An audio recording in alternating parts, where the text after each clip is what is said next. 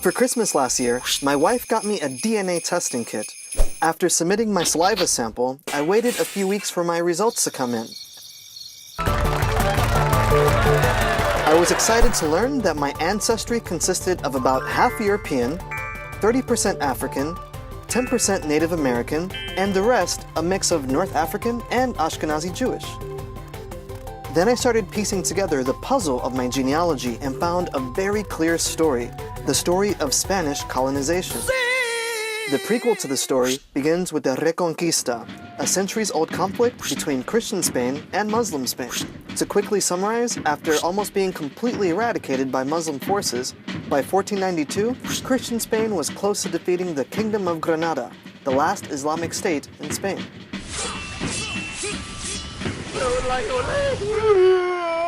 Spain, win! In that same year of 1492, the Spanish crown funded Christopher Columbus's voyage to the New World, and with it, the Spanish Empire was born.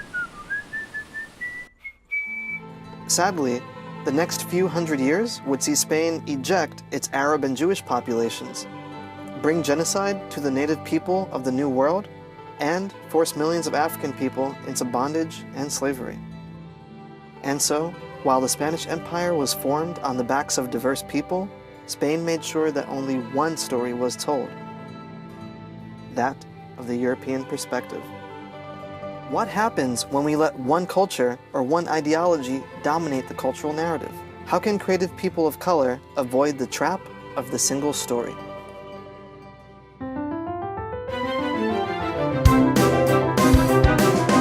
Ooh, Storyboard USA.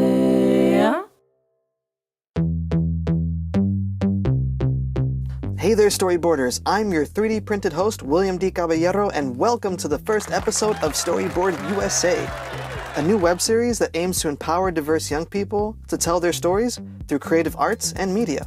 As a multimedia filmmaker, writer, and composer myself, I'm interested in learning new ways that we can use our craft to understand the past, make sense of the present, and shape the future.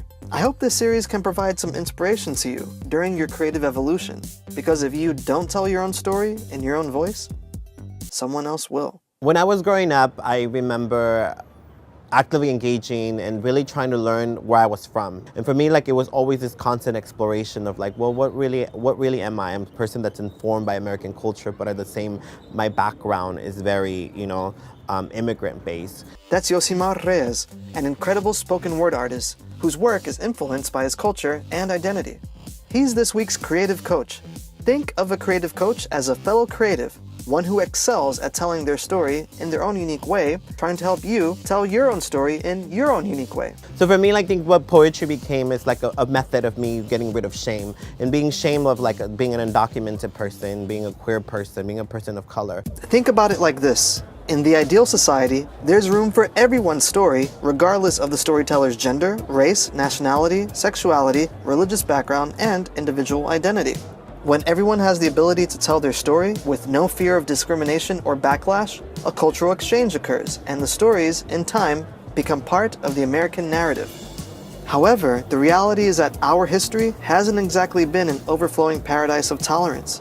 It's been told by the dominant members of society and promoted one viewpoint, one story, a single story, and has made those who live outside of the story, or those who look differently than those telling the story, prone to alienation and a feeling of shame.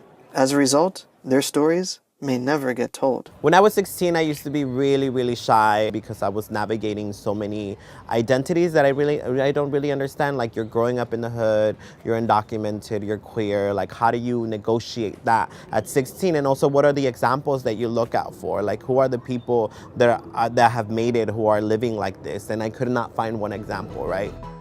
Hey there, William D. Caballero. Thank you so much for checking out this episode of Storyboard USA. If you like what you saw, please hit the subscribe button below and tell all your friends about this show.